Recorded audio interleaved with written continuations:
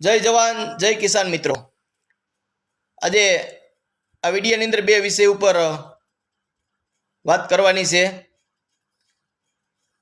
કે આ સરકારે કપાસની આયાત કરી અને કપાસના ભાવ ખેડૂતોને ન મળે એના માટેનો પ્રયાસ કર્યો અને કાલે ડુંગળીની નિકાસબંધી કરી, જેથી કરીને ડુંગળીના ખેડૂતોને સારા ભાવ મળવાની અપેક્ષા હતી, જે લાલચ હતી, આપણી લાગણી હતી કે આ વર્ષે ખેડૂતોને ડુંગળીની અંદર 2 પૈસા મળશે અને ગયા વર્ષે ને આગલા વર્ષે જે ડુંગળીમાં આપણે માર ખાધો તો એનું વળતર આપણને મળી રહેશે। પણ આ સરકારને પેટમાં તેલ રેડાણું અને ડુંગળીનો નિકાસ બંધ કરી તો આજે પરિસ્થિતિ એક જ દિવસમાં ડુંગળીનું માર્કેટ 200 રૂપિયા નીચે આવ્યું। ખેડૂતોએ ખૂબ જાગૃત થવાની જરૂર છે, ખૂબ ગંભીરતાથી લેવાની જરૂર છે કે કોઈ પણ ચીજ વસ્તુ તમે લેવા જાઓ, આ વર્ષે લીધી હોય ને આગલા વર્ષે લેવા જાવ તો એનો ભાવ એમાં સડીને આવ્યો હોય। ક્યારે એક પણ વસ્તુના ભાવ સામાન્ય તમે બાલ દાઢી કરાવવા જાઓ એના પણ ભાવ વધીને આવ્યા હોય। ક્યારેય એવું તમને બન્યું કે આજે 30 રૂપિયાની દાઢી કરતો હોય એ આવતા વર્ષે 15 રૂપિયાની કરશે? એવું ક્યારેય નહીં બને। એનું કારણ છે મોંઘવારી છે, સ્વાભાવિક છે, બધાને પોતપોતાનો પરિવાર ચલાવવો હોય, મોંઘું થાય તો હવને પોતપોતાનો ધંધો હોય એમાં ભાવ વધારે, આપણને સમજ પડે। પણ ખેડૂતના દીકરાને એકને એવું છે કે આ વર્ષે કદાચ ને 2000 નો કપાસ વેચાણો હોય તો આવતા વર્ષે ઈનો કપા 1200 કે 1400 રૂપિયામાં વેચવાનો થાય। એનું કારણ શું છે કે ખેડૂત સંગઠિત નથી, ખેડૂતનો કોઈ એવો નેતા નથી, ખેડૂતનો કોઈ એવો આગેવાન નથી, અને આગેવાન છે તો ખેડૂતો એને સહકાર આપતા નથી। આ મિત્રો કડવું સત્ય છે કે ચૂંટણી આવે ત્યારે કોઈનો માસીનો લડતો હોય, કોઈનો મામાનો લડતો હોય, કોઈના સમાજનો લડતો હોય, કોઈના ધર્મનો લડતો હોય, કોઈ રાજનેતાનો દીકરો લડતો હોય, એની પાછળ બધા જોડાઈ જાય છે। પણ એ લડે છે એના માટે લડે છે, તમારા માટે નથી લડતા। અને જો તમારા માટે લડતા હોય તો આજે ડુંગળીનો નિકાસ બંધ કરી તો સરકારમાં કહેવા જોઈએ, સરકારમાં એને કહેવું જોઈએ કે મારા ખેડૂતોની ડુંગળી ઢોલે ટીપા હે, તમે આ નિકાસ બંધી કરી છે। 2 વર્ષથી આ ખેડૂત તો ખેતરમાં રોટાવેટર મારતો હતો, ખેતરમાં ખાતર કરતો હતો, આજે 2 પૈસા મળવાની અપેક્ષા છે તો આજે તમે નિકાસ બંધ કરશો તો મારો ખેડૂત શું કરશે? પણ મિત્રો આવો સવાલ કરવા માટે કોઈ નેતા નથી, માત્ર પદ, પ્રતિષ્ઠા અને પૈસા માટે રાજનીતિ કરે છે। યાદ રાખજો, તમારા માટે કોઈ રાજનીતિ નથી કરતા।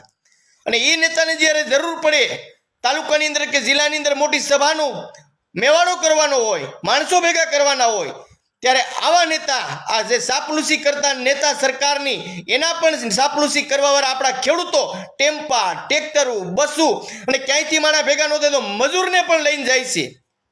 મિત્રો આવા લોકોને ખરેખર તમારા નેતાને પૂછો, તમે તો માણસોનો મેવાડો ભેગો કરીને તમે એને જીતાડી દીધા, એ તો રાજ માંડ્યા કરવા, સત્તા માંડ્યા કરવા, સંપત્તિ ભેગી માંડ્યા કરવા, પણ તમે શું કરો છો ને તમારા માટે એને શું કર્યું? એ સવાલ કરવાની તમારી હિંમત નથી, કારણ કે તમે ગુલામ બની ગયા છો। એ રાજનેતા પણ સરકારના ગુલામ છે અને તમે આ રાજનેતાના ગુલામ છો, યાદ રાખજો। અને આપણી આ સરકાર 2022 ની અંદર ખેડૂતની આવક બમણી કરવાની વાતો કરતી હતી, આજે કપાસ 1400 કે 1300 રૂપિયામાં ઢોલે ટીપાય છે। ગયા વર્ષે ને આગલા વર્ષે એ કપાસનો ભાવ 2500 રૂપિયા હતો। એ ખેડૂત એક એવો છે કે ખોટ ખમી હગે, અને ખેડૂત ને કુદરત પણ ખોટ આપે ને સરકાર પણ ખોટ આપે। એટલે જે ડુંગળીના 2 પૈસા મળે તો ગરીબોની કસ્તુરી, ગૃહિણીઓનું બજેટ ખોરવાઈ જાય છે। તમારો બાપ અમારી બાઈઓનું શું ખોરવાઈ જાય છે અમને ખબર છે। અને આનો આપણો વડાપ્રધાન આજે છે, મુખ્યમંત્રી હતા 2014 ની અંદર 1200 થી 1400 રૂપિયા કપાસના ભાવ મળતા હતા, ત્યારે એવા બડિંગ આપણે ગુજરાતની અંદર મારતા હતા કે મારા ખેડૂતને 1200 થી 1400 રૂપિયામાં કપાસ વેચાય છે, મારું હૃદય ભરે છે। આજે 1200-1400 કપા વેચાય છે, અમારે હું ભરે છે અમારે કોઈને કહેવાય એમ નથી। ખેડૂત કરે તો કરે હું, ખેડૂત લાસાર થઈ ગયો છે। અને ખેડૂત લાસાર એટલા માટે થયો છે, પોતાના પાપે લાસાર થયો છે, સંગઠિત નથી। કોઈ ખેડૂત આગેવાન ખેડૂતોને બોલાવે, કોઈ ક્યાંય માનો કે સરકાર સામે કાંઈ પણ જન આંદોલન કરવાનું થાય તો કેટલા ખેડૂતો જાઓ, એમાં ખેડૂત પાસે ટાઈમ નથી, પોતા માટે જવા માટેનો ટાઈમ નથી, પણ તમારા નેતા તમને બોલાવશે, 200 ગ્રામ ભજીયા ખવડાવશે, 100 ગ્રામ તમને મોનથારના ઢેફલા તમારી થાળીમાં પીરસશે, તો હળી કાઢીને જાય અને 5 પછી 50 ભેગા લઈને જાય, કારણ કે તમારે ત્યાં સાપલુસી કરવાની છે. આવા સાપલુસોને ખાસ ઓળખવાની જરૂર છે ગામની અંદર. અને ખેડૂત ગામડાનો છે, ખેડૂત કોઈ શહેરનો નથી. દરેક ખેડૂત ગામડાની અંદર મોટો થાય છે અને ગામડાની અંદર એનું કાંઈ પણ કામ ધંધો હોય છે. આપણે પણ આપણો પરિવાર ચલાવવો છે, આપણે પણ આપણા છોકરાઓને ભણાવવા છે, સારી સ્કૂલ કોલેજોમાં ભણાવવા છે. પણ મિત્રો આપણે આપણા માટે ટાઈમ નથી. આપણા નેતા બોલાવશે તો એવા નીકળી પડશું જાણે આપણા બાપની જાનમાં જતા હોય એવી રીતે. અને હમણાં ખાતરની નવી ઠેલીઓ આવે છે, એમાં આપણા મોદી સાહેબનો ફોટો અને એટલી અમે સબસિડી આપે. કોઈ નવી નવાઈની વાત કરો છો? આની પહેલા કોઈ સબસિડી નહોતા આપતા, એ સરકારે તો ક્યારેય આવું ન જાહેરાત કરી. મિત્રો તમને દરેક વસ્તુમાં તમારી જાહેરાત, તમારા ફોટા અને તમારા સીન સપાટા તમને દેખાય છે. આત્મનિર્ભરની વાત કરો, અમને જ શીખવાડો તમે આત્મનિર્ભરની વાત. અરે કદાચ અમારી પાસે સાર દુકાળ પડ્યા હોય અને 5મા વર્ષે અમે ઘરેણા બાયુના ભંગવી વ્યાજે પૈસા લઈ આવી, ઉસી પાસીના કરી, અને જેઠ મહિને વીજળીને વાદળ ગાજવા માંડે ને, તો ખેડૂતનો દીકરો વરસાદ થયેલે દંતાર લઈને ખેતરના શેઢે ઊભો હોય. અમને તમે આત્મનિર્ભરના સપના દેખાડશો, તમે અમને આત્મનિર્ભર બનાવવામાં નીકળ્યા છો. ખેડૂતનો દીકરો જન્મીને આત્મનિર્ભર જ હોય, કારણ કે અમે કુદરત હારે જીવનારા માણસ છીએ, પ્રકૃતિ હારે જીવનારા માણસો છે. અમે તો કુદરત દે એમાં રાજી હોય, પણ જ્યારે અમને કુદરત આપે ને તમારા જેવી સરકાર હોય એ અમારા પેટમાં પાટું મારે ને, ત્યારે અમને દુઃખ થતું હોય. અમારે પણ પરિવાર છે, અમારે પણ અમારા પરિવારના સારા સપના છે, અમારે પણ સારા મકાનમાં સારા વ્યવસ્થિત બધાને 4 વ્હીલમાં ફરવું છે. બીજાનું જો તમને પેટમાં ભરતું હોય તો ખેડૂતનું ક્યારેક પેટમાં બારો ને.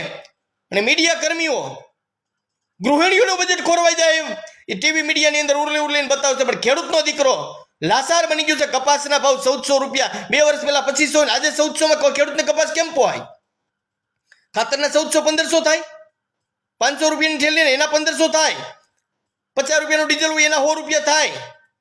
દવાના ભાવ વધે, મજૂરીના ભાવ વધે, પણ ખેડૂતનો દીકરો માલ વેચવા જાય ત્યારે જે ભાવ ગયા વર્ષે વેચવો એથી સસ્તું વેચવું પડે, ત્યારે ખેડૂતના દીકરા તરીકે આપણે આતેડી કકડે. અને આપણો પરિવાર પણ આપણી પાછળ અપેક્ષા લઈને બેઠો હોય કે આ વર્ષે આ માલ થાય ને આમાંથી આપણે આ કરશું, આ છોકરીને આપણે લગ્ન કરશું, કરિયાવર કરશું, સારું એવું કરશું. પણ મિત્રો જ્યારે આપણો માલ તૈયાર માર્કેટમાં જાય ત્યારે તમામ આપણા સપના રોડાઈ જતા હોય. એટલે દરેક મિત્રો ખેડૂતને મારી વાત હાચીને હારી લાગે ને તો આગળ વધારજો, શેર કરજો અને ખૂબ ગંભીરતાથી લેજો. બાકી મામા માસીના લૈડા રાખશે, સમાજના લૈડા રાખશે, સમાજના દીકરા લડશે, પણ કેના માટે લડે છે એ જરાક વિચારજો. કે આપણી વાત ક્યારે એને રજૂઆત કરી સરકારમાં, અને રજૂઆત નહીં એનું રિઝલ્ટ આવ્યું ક્યારે? મિત્રો નહીં આવે, કારણ કે પોતાના પદ પ્રતિષ્ઠા અને પૈસા માટે લડે છે, તમારા માટે નથી લડતા, પ્રજા માટે નથી લડતા. આજે આપણે જોઈશું ટીવી મીડિયાની અંદર ખૂબ ભ્રષ્ટાચાર, પુલ તૂટે, કેનાલું તૂટે, નકલી ટોલ નાકા ઊભા થાય. મિત્રો ક્યાં સુધી હદ વટાવી છે આ લોકોએ. એટલે દરેક મિત્રોએ ખૂબ જાગૃતતાની લેવાની જરૂર છે, દરેક ખેડૂતોએ જાગૃત થવાની જરૂર છે. કાંઈ કરવાની જરૂર નથી, ખાલી જાગૃત થાવ અને તમારા નેતાને સવાલ પૂછતા થાવ એટલે ઘણું છે. એટલે તમારા નેતાની ખબર પડશે કે આપણે ખેડૂત નેતાના બળિંગા મારી છીએ, પણ આપણને સવાલ કરે છે. આ તો આયલા રાખે છે, ચૂંટણી આવશે એટલે ફરી પાછા ઓલા રાફડામાંથી જેમ નીકળે ઓલા એવી રીતે નીકળી પડશે. અમે ખેડૂત નેતા, અમે તમારા માટે આ કર્યું તે કર્યું. પણ તમે ક્યારેક પૂછ્યું ને કે તમે અમારા માટે શું કર્યું એમ? અને જો તમારા ખેડૂત નેતા હોય તો આ ડુંગળીનો નિકાસ અટકી જાય. અને જો તમારા ખેડૂત નેતા હોય તો ઓસ્ટ્રેલિયાથી કપાસની આયાતી ન થાય. અહીં ખેડૂતનો માલ ઢોલેટી પાતો હોય અને કપાસની આયાત કરે. મિત્રો 2000 નીચે કોઈ ખેડૂતના દીકરાને કપાસ ન પોહાય. હું ખેતી કરું છું, મોંઘું છે બધું, લેવા જાવ એટલે મોંઘું, દેવા જાવ એટલે સસ્તું. અને છતાંય જો આપણે આંખું ન ખૂટતી હોય તો આપણા કર્મ વિધાતા. જય હિન્દ, જય ભારત, જય જવાન, જય કિસાન. વાત હારીને હાચી લાગે તો આગળ વધારજો અને દરેક ખેડૂતને જાગૃત કરવાના પ્રયાસ કરજો.